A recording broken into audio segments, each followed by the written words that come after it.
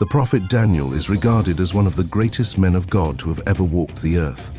His unwavering faith and courage in the face of death, and his divinely given ability to receive and record profound and history-foretelling prophecies, make him one of the most influential and admired figures in the Scriptures.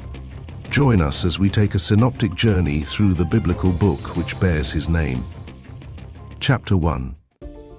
Taken from the Promised Land to Babylon as captives around the year 604 BC, teenage Daniel and his three friends are thrust into the royal court of Nebuchadnezzar, king of Babylon, where they are trained in the learning, language and customs of the Babylonians. Under immense pressure to compromise his faith, Daniel stands strong, growing in wisdom and winning the admiration of the king, which sets the stage for his rise in the king's court. Chapter 2. King Nebuchadnezzar has a troubling dream that his wise men cannot interpret. Daniel receives divine revelation to interpret the dream. A statue made of various metals representing successive world empires.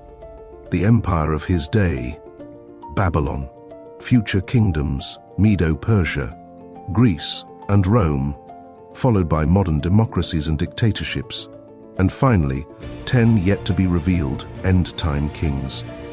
A stone, representing God's kingdom, destroys the statue and rules eternally.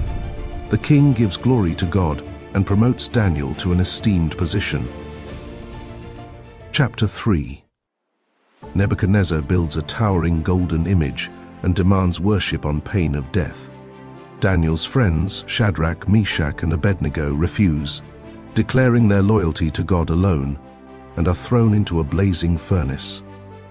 Protected by a divine figure, they miraculously survive.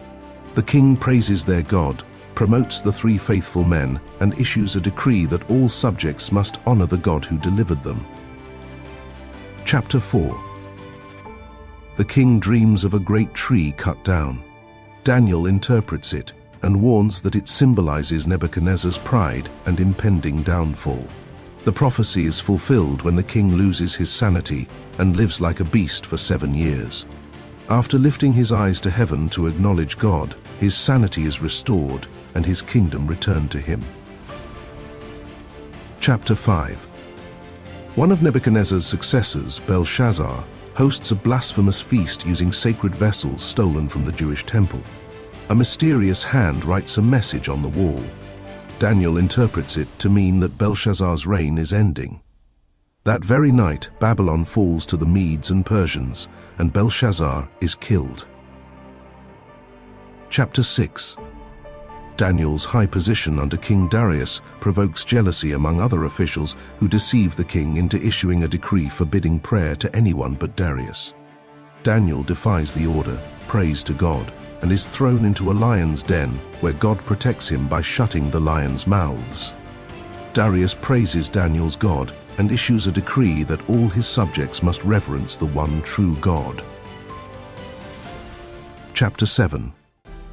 Daniel dreams of 4 beasts rising from the sea, representing the same kingdoms as Nebuchadnezzar's statue vision in chapter 2. A terrifying little horn arises from among the yet-to-be-revealed 10 end-time kingdoms, representing the coming Antichrist who will make war with God's people and rule briefly. An angelic being explains to Daniel that the Most High will take away the Antichrist's kingdom and then rule eternally. Chapter 8.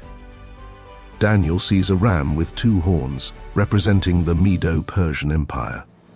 A goat, symbolizing the Grecian Empire, charges into the ram, utterly defeating it. In the end time, a little horn arises from the remnant of the Grecian Empire, symbolizing the coming Antichrist. The angel Gabriel explains to Daniel that the little horn will be mighty and fearsome, but in the end shall be supernaturally broken by God. Chapter 9. Daniel prays earnestly for Jerusalem's restoration, confessing Israel's sins.